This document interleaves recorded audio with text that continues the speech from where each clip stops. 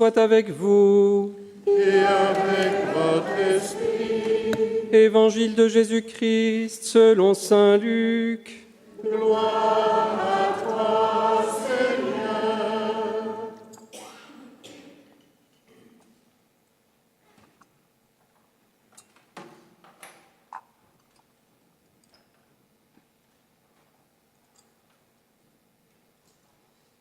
Un jour de sabbat, Jésus était entré dans la maison d'un chef des pharisiens pour y prendre son repas. Et ces derniers l'observaient.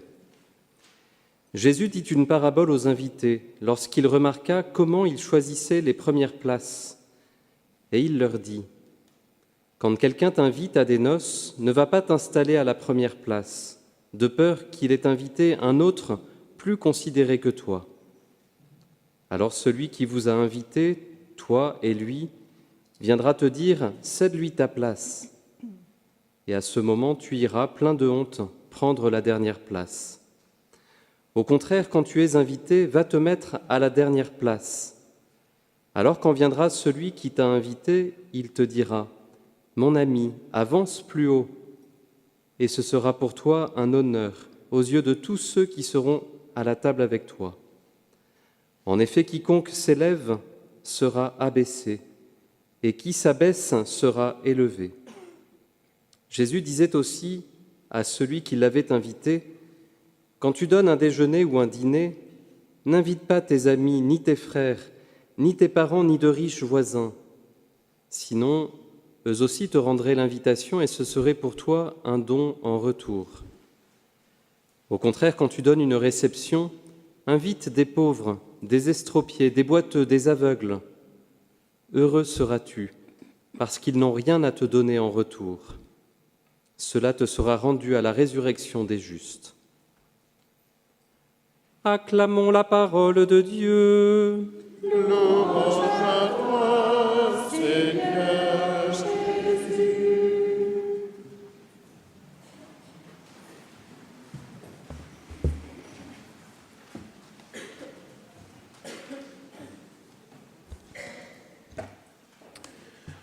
Le saviez-vous, chers amis, il existe une association des chefs de cuisine, des chefs d'État. J'ai appris ça il y a quelque temps. Chaque palais présidentiel, chaque résidence princière sur cette terre a son chef de cuisine. Et on doit bien manger, hein. Et ensemble, ils forment une association. Et évidemment, c'est l'un des chefs qui est le président de l'association des chefs de cuisine, des chefs d'État. C'est les chefs des chefs.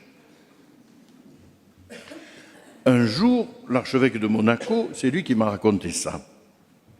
Un jour, l'archevêque de Monaco rencontra le chef de cuisine du palais princier. Celui-ci venait d'être élu président de cette association et il demanda à l'archevêque comment il fallait s'y prendre pour organiser avec tous les chefs de l'association un grand repas gastronomique pour le pape et ses collaborateurs. L'archevêque a gardé un moment de silence. Puis reprenant la parole, il lui dit : « Vous savez, le pape François ne court pas après ce genre d'événement. Hein, et vous n'y arriverez pas comme ça. En revanche, si vous écrivez au pape que votre association souhaite préparer au Palais du Vatican un repas pour les pauvres de Rome, vous avez vos chances. » Le chef du palais princier, tout ému, le remercia et écrivit sa demande comme il le fallait. Et c'est ainsi que le jour venu, les plus belles salles du Vatican se remplirent des pauvres de Rome, servis par les grands chefs, des chefs d'État, reçus comme des princes au cœur de l'Église. C'est beau, hein ? C'est beau. Chers amis, voilà la parabole de l'Évangile un peu actualisée, hein ? Ça nous rappelle Saint Vincent de Paul, qui disait à ses religieuses : « Les pauvres sont nos maîtres, ce sont nos rois. Il faut leur obéir, et ce n'est pas une exagération de les appeler ainsi, parce que notre Seigneur est dans les pauvres. » Dans un monde où les riches sont toujours plus riches et les pauvres toujours plus pauvres, dans un monde où les grands font sentir leur pouvoir, souvent avec violence et agressivité, cet aspect fondamental de l'Évangile semble complètement décalé et peut mettre même mal à l'aise un certain nombre. Notre culture glorifie l'argent, la réussite, la force, le pouvoir, le succès, bref, tout ce à quoi les pauvres n'ont pas accès. Partager avec les pauvres, c'est partager avec Jésus. Servir les pauvres, c'est servir Jésus. Il a suivi un chemin qui l'a peu à peu dépouillé de tout, de toute dignité, de toute sécurité humaine sur la croix. Mais c'est ce chemin qui l'a amené à la victoire de la résurrection et à la gloire du ciel. En Jésus, Dieu s'est vraiment fait pauvre, véritablement. Dieu est venu véritablement habiter au milieu des pauvres, et il vient encore au milieu de nous parler par les pauvres. Dans la page d'évangile que nous venons d'entendre, Jésus est invité chez un chef des pharisiens de la ville, et il voit ce qui se passe. Vous savez, tutti kata sur recampa, voilà, on reçoit Jésus, pensez, on vient voir de quoi il s'agit. Alors les gens importants de la ville se pressent pour se mettre là au plus près de lui. La bonne société se dispute les meilleures places au repas. Comme d'habitude, Jésus profite des événements, de ce qu'il voit là dans la vie, pour nous amener à réfléchir et à aller plus loin. Il vient déconstruire nos schémas simplistes. Évidemment, ce monsieur bardé de décorations, avec son nœud papillon, sa queue de pie, va s'asseoir juste là, contre Jésus. Non, l'évidence est remise en question, car l'Évangile nous oblige à regarder la vie sous un angle différent. C'est bien la même vie, mais on ne la regarde pas sous le même angle. Jésus n'est pas venu dans ce monde pour être couvert d'honneur. Pilate ne lui a pas décerné une décoration de la part de César, non, pas du tout. Il est venu se livrer, et se livrer sans retour. Notre récompense, c'est lui. Il nous invite à sa suite, à nous livrer nous-mêmes, et à nous livrer sans retour, sans attendre de récompense. Nous ne donnons pas notre temps, notre argent, notre vie pour recevoir des félicitations et des honneurs. Bon, on peut recevoir une cigale d'or de temps en temps, mais enfin, bon. C'est pas pour ça qu'on se donne. Ce qui glorifie Dieu, c'est que nous soyons pauvres comme lui. Là, nous glorifions le Seigneur. Ce qui fait la joie de Dieu, c'est de nous voir le rejoindre dans son humilité. Pourquoi Benoît a-t-elle été choisie? Pour être pauvre au milieu des pauvres pécheurs qui montaient ici. Elle est venue pour les rejoindre dans leur pauvreté, dans leur humilité.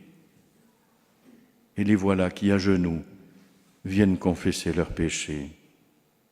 Nous sommes ici, chers amis, comme des pauvres. Nous sommes tous là, estropiés, boiteux ou aveugles, et le Christ se livre aujourd'hui à nous, qui sommes des invités indignes. Je me souviens d'un vieux confrère qui, pour dire sa joie de l'Eucharistie, sans doute, a changé la formule du missel romain. « Heureux sommes-nous, disait-il, d'être invités au repas du Seigneur. » Oui, c'est vrai, nous sommes heureux d'être invités au repas du Seigneur, mais ce bonheur, il n'est pas réservé à nous.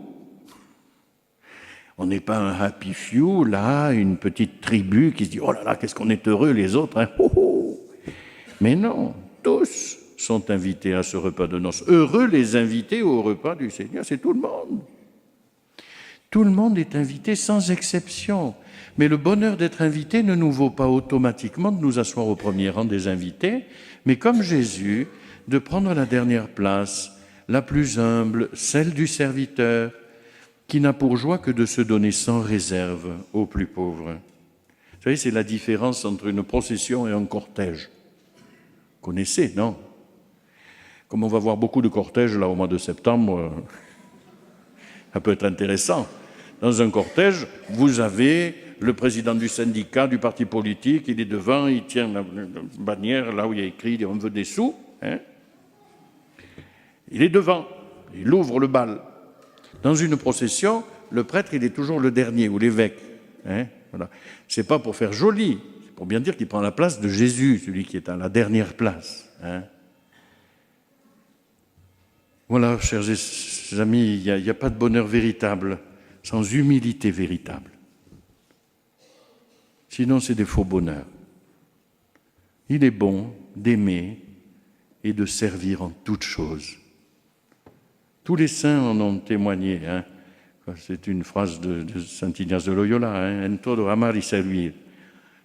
Aimer et servir en toutes choses. C'est ce qu'a fait Benoît ici. C'est ce que nous essayons pauvrement de faire en continuant sa mission. Et c'est ainsi que peu à peu, chers amis, nous nous rapprocherons du Seigneur. Le Seigneur va nous dire, ça y est, monte plus haut. Monte plus haut. Alors, livrons tout ce qui nous retient à nous-mêmes. Osons l'humilité. Il y a au bout du chemin tant de bonheur. Amen.